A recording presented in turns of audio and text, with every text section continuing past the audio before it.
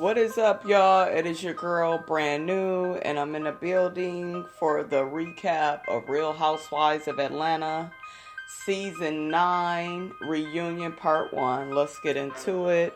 They didn't really, they just went over stuff from the season. It wasn't nothing really, spectacular or big about Part 1. It has some funny parts, it has some boring parts. Part 1 is always a little dull. They don't really get into the meat and potatoes until like Part 2 and 3. So let's just try to roll with it and get through this, you guys. First, let's start off with everybody's fashions. I originally thought that everybody on Phaedra's side looked the best, which is actually not true.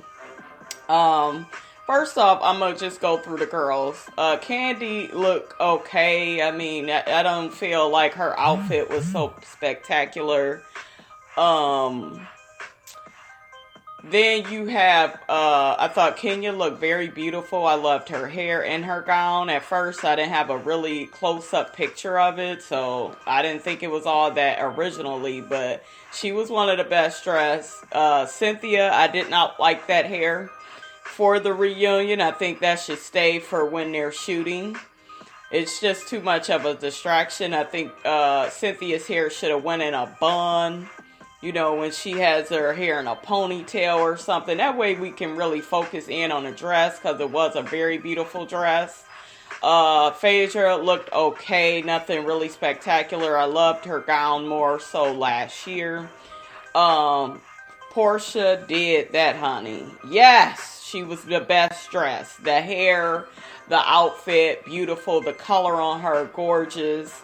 And Sheree, I thought Sheree looked nice. It had moments where it looked like she had on a bath towel, like a dark green one, you know. But it was cute, and I liked Sheree's hair, so I thought she looked nice as well. My best dress is going to be number 1, Portia, number 2, Kenya, and number 3 is hard because I like Cynthia's dress more than Sheree's, but I don't like Cynthia's hair with the dress. So I'm going to have to give it to Sheree as an overall look. Then I'm going to say Cynthia, and then I will go with Phaedra, then Kandi. Kandi outfit was last. The color looked cute on Kandi, but I just didn't like the outfit. I don't know, just didn't really like it like that. But anyways, you guys, that was pretty much it on their fashions. For the most part, everybody looked nice. It's not like everybody looked horrible. I like Cynthia's hair, you guys. I just don't like it for the reunion. Let me be really specific on that. Because on the reunion, we want to see it sleek and, you know, or pulled back. I love when Cynthia wears her hair in a bun and pull it back. It looks so cute like that. So let's be clear on that. So next, let's get into, they get into Cynthia's breast party, where, Sheree was there, Portia, Phaedra, Kenya, all of them. They end up talking about who has had breast implants, and it pretty much is Sheree, Portia, Phaedra. Kenya is claiming that she doesn't, but Kenya's titties does not match her body. I don't know. In my opinion, she looked like she had some work done, because them bitches are big. So, I don't know. And Kandi claims she just now joined the club on the breast. So, Kandi's knockers were already big. So, I don't know why she needed to get them, but maybe she wanted them lifted.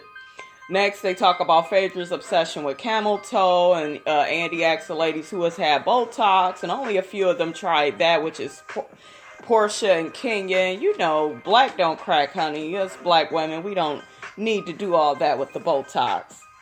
Next, they show clips of Sheree shading Kenya's house, you know, when she was going in, and she was talking about that red carpet. That shit was funny.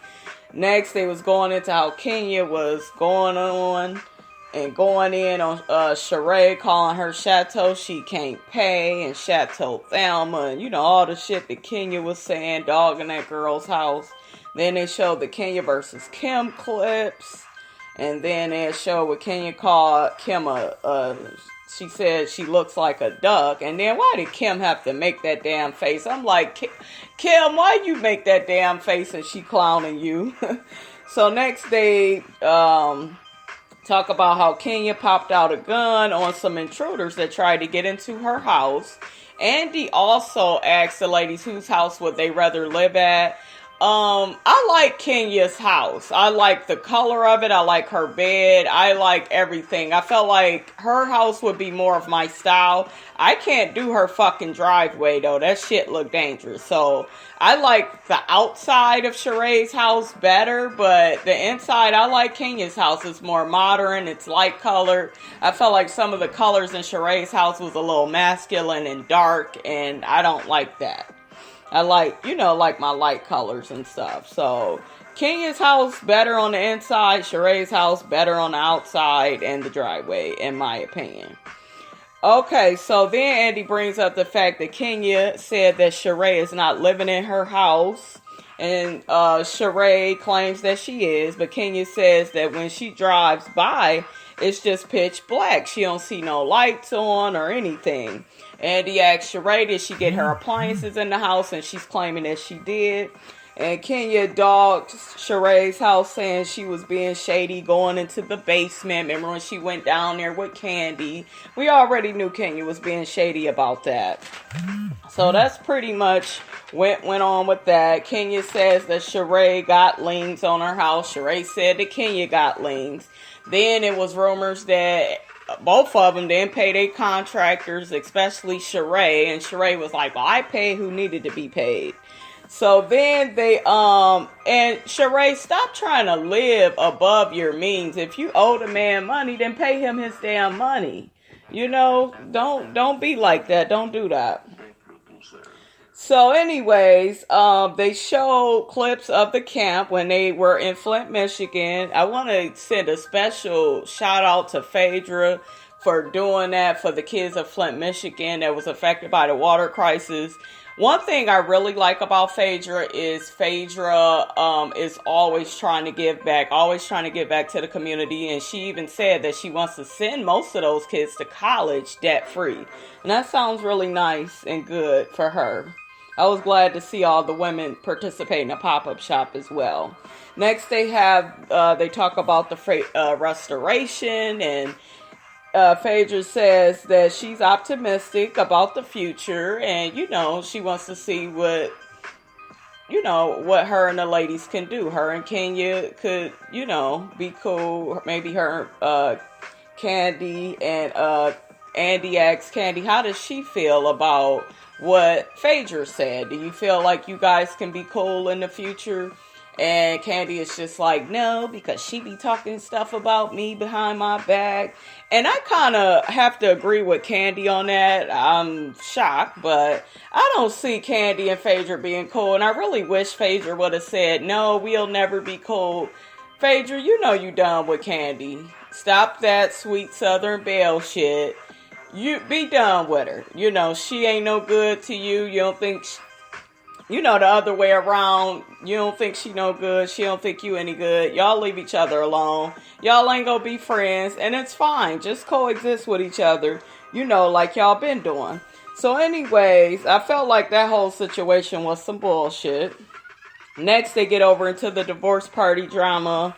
And Kenya and Phaedra, they going back and forth about the whole Apollo thing. Phaedra was upset about the divorce party because she felt like Kenya was making fun of her marriage and being over. And then Kenya was like, well, it was for Cynthia too. Was I making fun of her too? And Phaedra was like, well, you and her have a closer relationship than me and you. And your actions affected my marriage.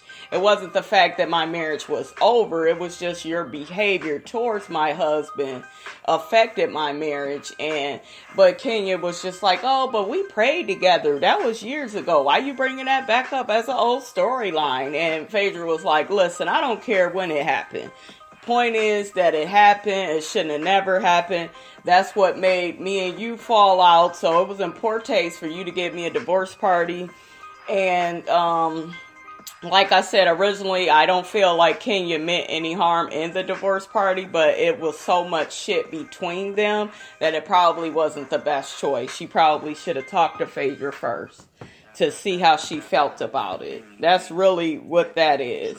And I do feel like Phaedra needs to let go of the stuff with Apollo because it's over. And I'm not saying to trust Kenya. I would never trust that bitch, but I would not even really be bringing that up because it's old. And then Apollo did lie about certain stuff, but Kenya was in the wrong for pushing him in the pool and trying to ask him to have a threesome. I'm not excusing that. Kenya was horrible with that.